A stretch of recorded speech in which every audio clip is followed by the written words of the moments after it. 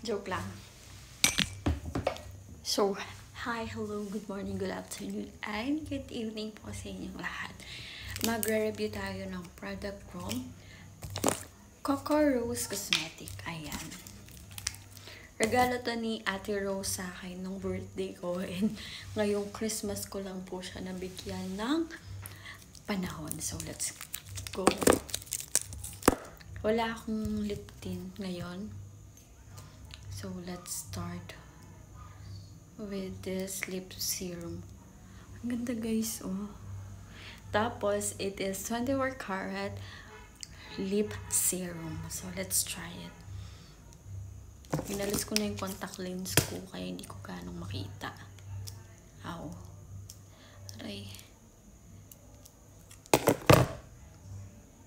Wait lang. So, eto na siya. Ay, ang bango. Kala nyo mamoy nyo na. Wait lang.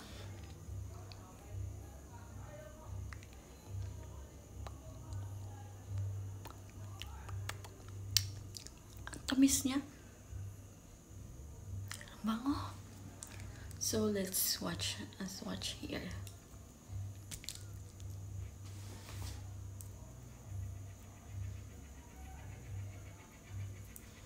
Ganyan siya. Ang ganda niya, guys.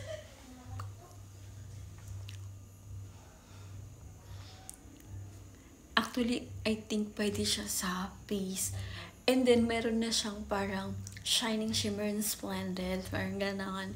Honest review lang tayo for this lip serum. Apakabango po ng amoy niya. And as you can see, ang ganda din niya. At shiny siya, guys. And hindi nyo na siya kailangan i-blend kasi automatic ko na siyang nagko-combine sa lips mo. Look. Nakaka-addict yung amoy niya. Parang fruity. Ganun yung amoy niya. Then, next tayo sa Multipot Blush. Open ko lang. So, na-open ko na siya.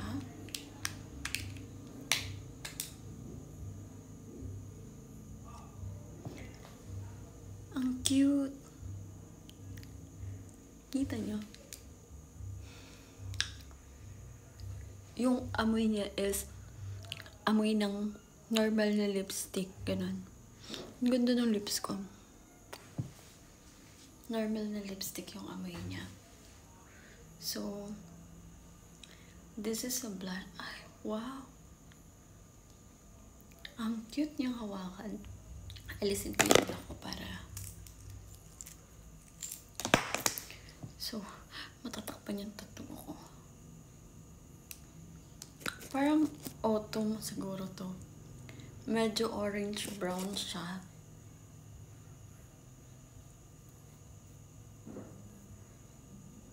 Ayan. Orange-brown po siya. Ang gandang hawakan. Nakaka-enjoy. Orange-brown siya. Pero, gagamitin ko siya. This is not actually my shade. Hindi po ganito yung shade ko. Pero because of Ate Rose, gagamitin ko siya. Wala akong brush. So, let's try it.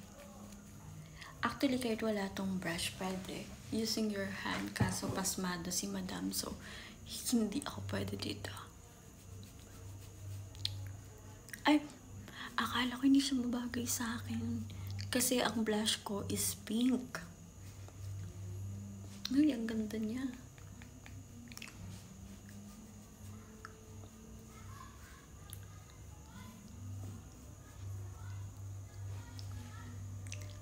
Ang perfect ng blend niya.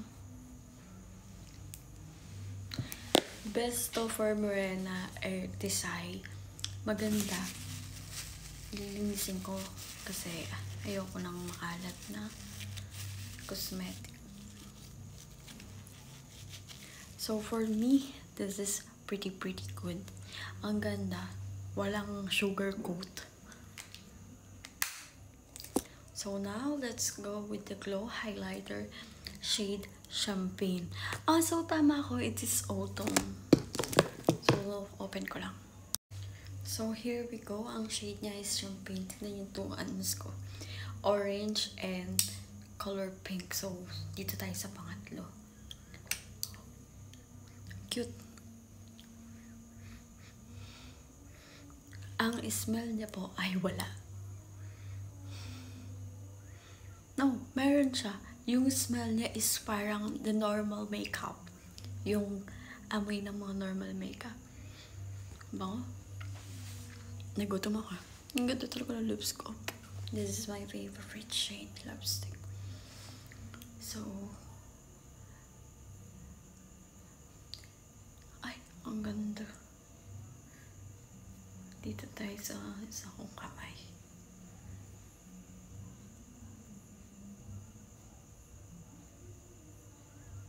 This is my shade of highlighter. Ito shade yung gamit ko lagi. Can you see it? Para siyang medyo peach-peach kapalan natin. Ayan, nakikita nyo ba? Para siyang medyo white and pag in-input mo siya dito,